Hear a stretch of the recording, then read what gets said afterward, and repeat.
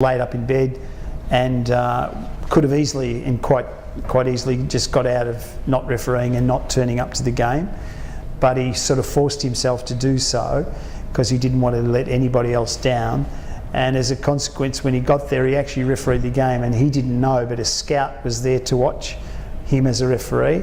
And the next year he then went on to the NBA and became one of the most renowned NBA referees. So the story I learned from that is that no matter how you're feeling, you've got to sort of try and push yourself and because you never ever know who's going to be there to give you the opportunity. When the opportunity, because often the opportunities don't come along very quickly or very often, and so you need to take every opportunity you can.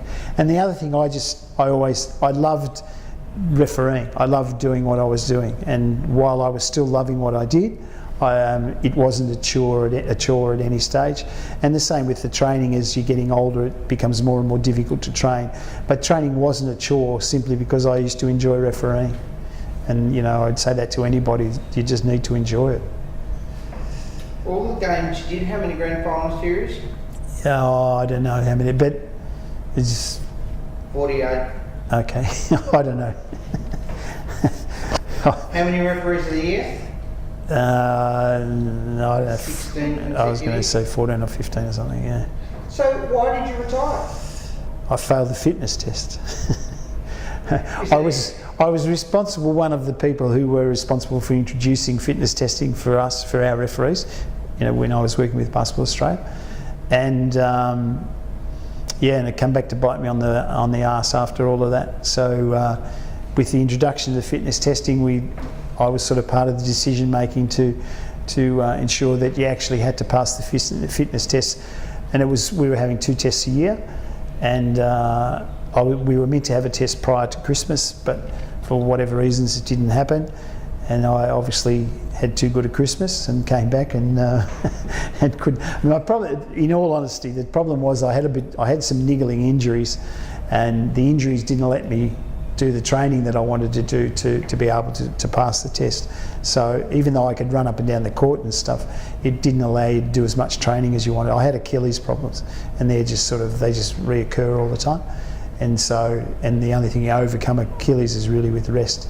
And so resting it didn't help my fitness. But there was no thought about just having a break and coming back? No, because at that stage, I refereed after Christmas, and then when I'd failed the fitness test, particularly in my position, I don't think it was fair to be able to do that and me have some dispensations from anybody else, and underneath it all, it's the fitness testing program. If you really think about it, was introduced to actually turn people over and to give other people a chance, and I was exactly living proof of that.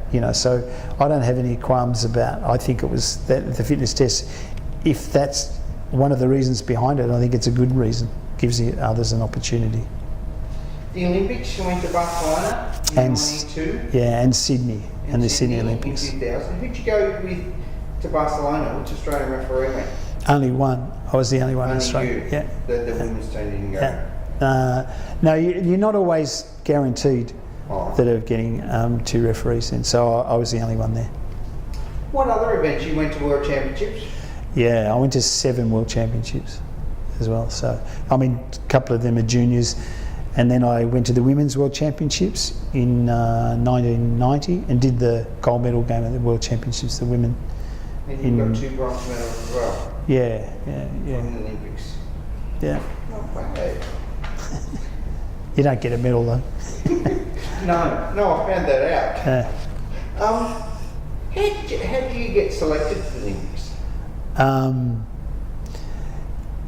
Because in the days gone by, it's all changed now, and the processes are forever evolving and changing. But in those days, what generally happened, because Australia was such a distance away, internationally what normally happened is, in Europe in particular, the people who were making decisions were very aware of the referees in Europe. But because we were so far away, there wasn't a great deal of knowledge about our standard of officials, and so a lot of the times it was left up to Australia or Oceania to nominate people, and because the referees prior to us, people before me, they had always performed extremely well at international events. That helped our cause enormously. So what you've got to understand internationally is that we were coming from a zone that was independent. Usually it was an independent zone, so they want to have referees whose teams aren't necessarily going through. So you're never going to get an American referee in a final because usually America are playing in a final. Similarly with the stronger European teams, you never get those referees refereeing because their countries were refereeing. Because Australia wasn't always in sort of medal contention or whatever, that always gave us an opportunity to go further and to get exposed as a referee because we were an independent referee. And so that helped our causes greatly from a refereeing perspective. Well, we'll get on to after refereeing in a minute. But Billy, you made it to the top and you're at the top for a long time. It's hard to get to the top, but it's even harder to stay there. How did you stay there for so long? I don't know. I don't think there was any particular secret. I mean, I guess underneath it all you have pride in your performance and you want to do well. But so does everybody. I mean, no one in their right mind, and frustrates me considerably, but nobody in their right mind goes out as a referee to make mistakes. I mean, you go out to do the best job you possibly can, and you don't go out to try and make errors.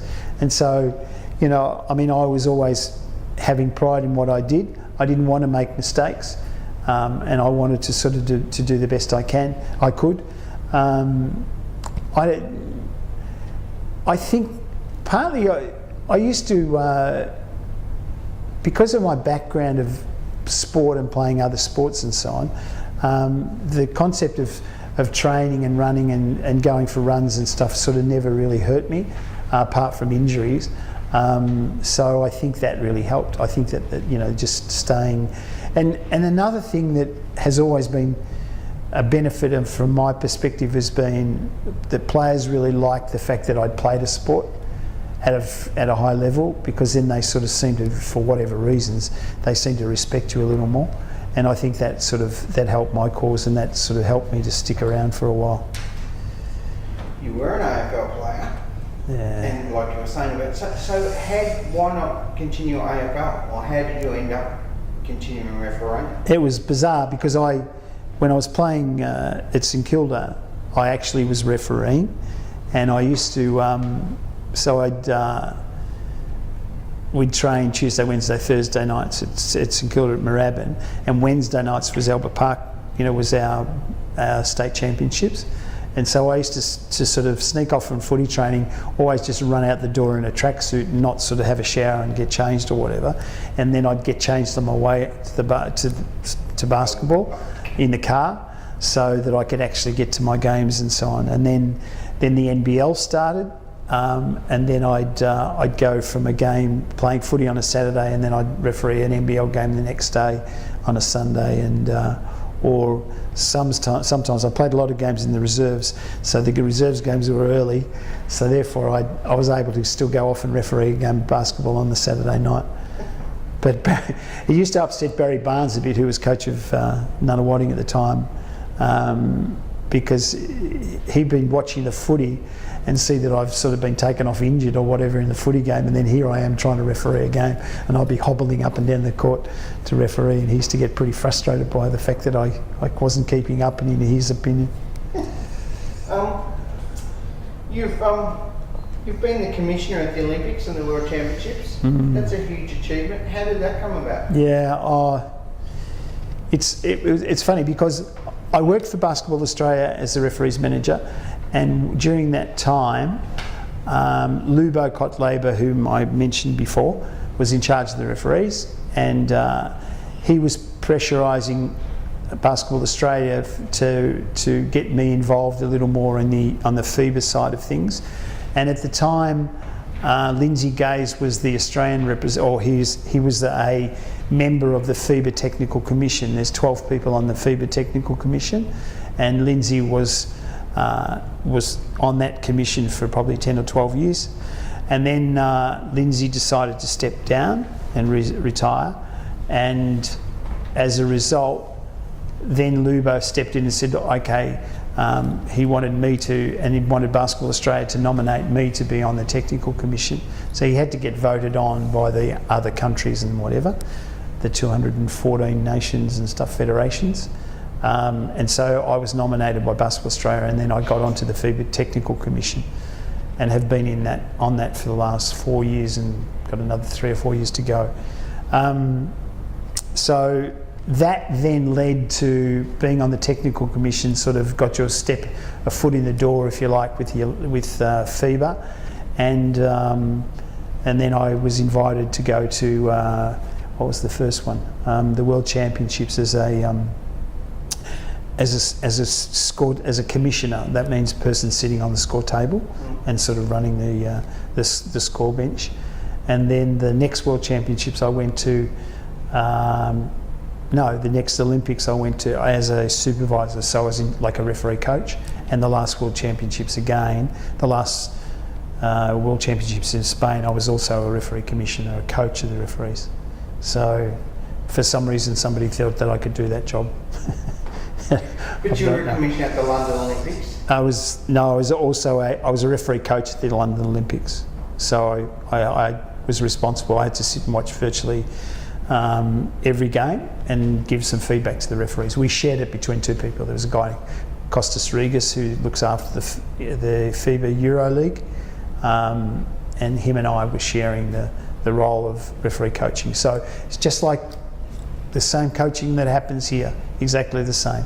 You go in after the game and you sit down with the referees and you talk about various calls and you talk about situations and you try and give some coaching and some tips and some helping points. Do they steer you away from the Australian referees?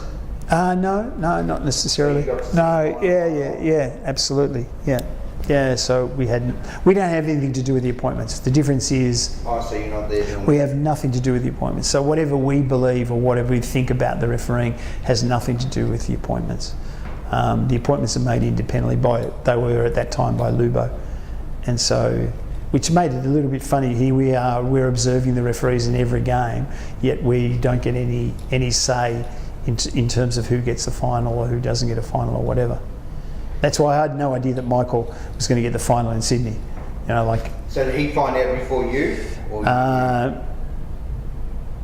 no, he didn't find out because he was back in the hotel when they made the appointments, and we were at the venue, and so he didn't know. The only way that he found out was that Steve Seibel, a guy from Canada, who one of his mates, phoned him and told him, and then Michael didn't believe him. He thought he was mucking around, that he had the final. Michael would be going home packing his bags. Have the golf. Yeah, exactly. Because Michael had thought he had a bit of a hard run earlier. So are you involved in making the rules or changing the rules? Yeah, well, I'm part of the FIBA Technical Commission, so there's 12 people on that commission. Well, in fact, now, as of last year, it's been increased to about 20 people because they've included more players and coaches. Which makes sense. Yeah. So there's now 20 people on the FIBA Technical Commission, and we're responsible for determining what rules are introduced in FIBA. So much so that anybody can make a suggestion for a change of rule, and we've had some of the most bizarre. And you get papers about this thick, prior to the meeting, and you have to sort of, work your way through those. And to give an example, there was one guy who sent in this paper as a 2-page submission saying that he believed that we should be increasing, if somebody goes up and dunks the ball, catches it before it hits the floor and puts it back in again, they should get 5 points for doing that. And that was a legitimate suggestion. So you have to sort of take all those things into consideration. Obviously he didn't get much time. There's one rule that probably stands out that probably everyone thinks is somewhat of a fallacy. Hand on the ball. Yeah.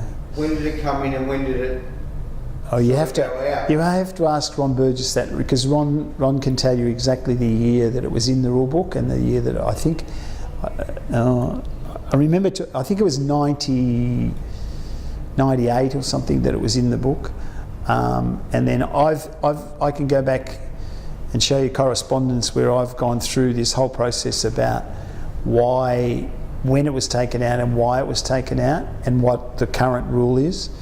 And the FIBA rule is it's complicated, and it doesn't really clarify the circumstances very well at all. It's basically saying that it's very hard for a referee to determine whether they hit the ball or hit their wrist, so therefore you're more likely to call a foul anyway. The only one that's really quite obvious, that if someone comes from behind and they hit the ball in the hand this way, then you would classify that as being part of the hand, as being part of the ball, and that's play on. It's difficult. Absolutely. Billy, you're a life member of the BBRA. You've also been on the board. What roles did you hold on the board?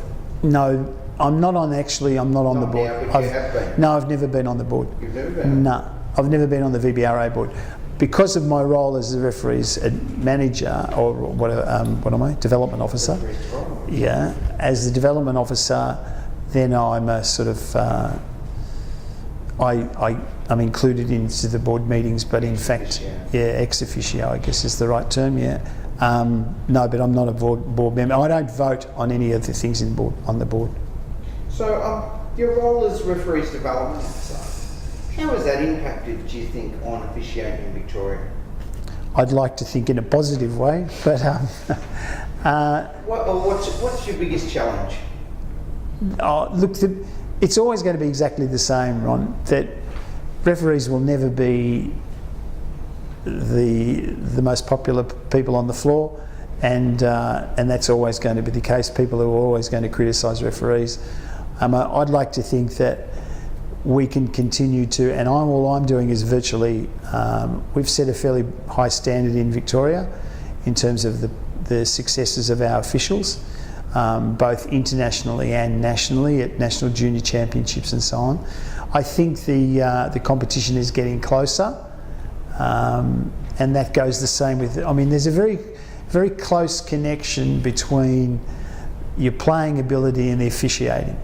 And forever and a day, when I first started, Victorian basketball was the prime place to play basketball, and players would come from interstate to come and play in Victoria. Therefore, the quality of the competition was much better than it was in other states. Goes hand in glove. If you have high quality competition, then you need high quality referees. So referees actually have to lift to the standard of the play. And so Victoria have always been very lucky. But what now happens with the introductions of national competitions and so on, people stay in their own state. They don't come to Victoria anymore. So now the other competitions are catching up, and therefore that then impacts on referees, because the exposure of referees to better levels of competition. Refereeing and learning how to referee or get better at refereeing is not rocket science, in my opinion. It's very basic. It's just you expose referees to the highest level of competition that you possibly can. You give them some feedback or coaching and try to help them along the way. And that's basically all that happens between. So we've been very lucky in Victoria, where we've had good quality competition and we've had good quality coaches that are willing to assist referees. In relation to improving officiating, what areas do you think we really need to concentrate on to improve officiating? Again, I think it's very simplistic. Refereeing is not, it's about decision making, it's about positioning and understanding the game and understanding what the role of the referee really is. And mechanics are crucial. If you get into the right position, then 9 times out of 10 you're going to hopefully see. And one of the keys, I think, is not only getting in the right positions, but it's reading the play to be there before the actual play occurs, and it's much easier to make a decision from that. So we need to focus a hell of a lot on that. And then the other part is decision making. It's just people get exposed to there's no compensation for doing games. And so back in my day, we'd do 4 games on a Wednesday night. Now referees, 4 games of championship level. Yep. Now referees do 1 game and they're out of there. That means it takes them another 4 years to get the same experiences that we had. because there's no compensation for the games under your belt. And the studies indicate such. You know, to be an elite official, you need at least 10,000 hours of games. And that's a hell of a lot of years of refereeing. Yep. My oath it is. NBL Referee of the Year, you've had a lot of honours bestowed upon you. What about in 2011? 2011? What happened in Victorian 2000? Official of the Year. From the Sports Commission. Oh, from the Sports Commission, yeah. Tell us about that. How did that come about? I'm not sure. I mean, you get nominated for various awards and those sort of things. I've been lucky, I guess, in lots of ways that I've sort of. That one in particular, I do remember because it was actually the presentation was in Sydney, and I was in amongst all these outstanding Olympic athletes and so on, and that sort of makes you then realise, wow, you know, you're up amongst the echelon of sporting people, and I really appreciate the fact that they actually recognise officials as well. You saw Hayden Kennedy from AFL. Yeah. I still bump into Hayden Kennedy occasionally now. What attributes would you believe you've gained through officiating and you've taken into your outside life? Or what did you learn most from? I like to think that officiating can, and this is the sort of the stock standard sort of responses I would give to referees, is that you gain massive amounts of confidence. You have to be a very good communicator, and you have to deal, you know, with conflict situations or circumstances that are not easy necessarily to deal with. If you were to ask my wife whether any of those three things exist, she would say no. She still doesn't think that I communicate well enough, that I deal with conflict, and that I'm a very good decision maker. So it's interesting. Those sort of things I think you need to have in officiating, but I'm not sure whether I've carried them through in my real life. Through your whole career, you've probably got lots of advice as a young referee. What's the best bit of advice you think you got? The best advice that I've sort of been lucky enough to receive is I guess is John Holden sort of identified me pretty early in the piece and said, do you realise that you got a fair amount of talent, that in fact you could get to an Olympic Games? And I went, wow, you know, I was a frustrated athlete. I wanted to be an athlete and go to the Olympics as an athlete, but I wasn't good enough. And so then it woke me up to the thought that, wow, maybe you can get there as the next best thing, if you like. And similarly with Dick Mason. Dick Mason gave me lots of advice along the way. He was a doyen and a very very well respected and well known person in the media, but he sort of often would give you like little snippets of advice. And I always vividly remember asking him once, because he had great responses for situations, and I'd said, you know, Dick, how do you do that? You know, what do you do? How do you get all those quick answers to come back? And he said, Billy, you practice it. I said, what do you mean you practice? He said, well, you know, when something happens and you say on your way home, you go, oh, why didn't I say that to him? He said, well, I remember I store it in my head. He said, now the next time somebody says no, I've got it there straight away.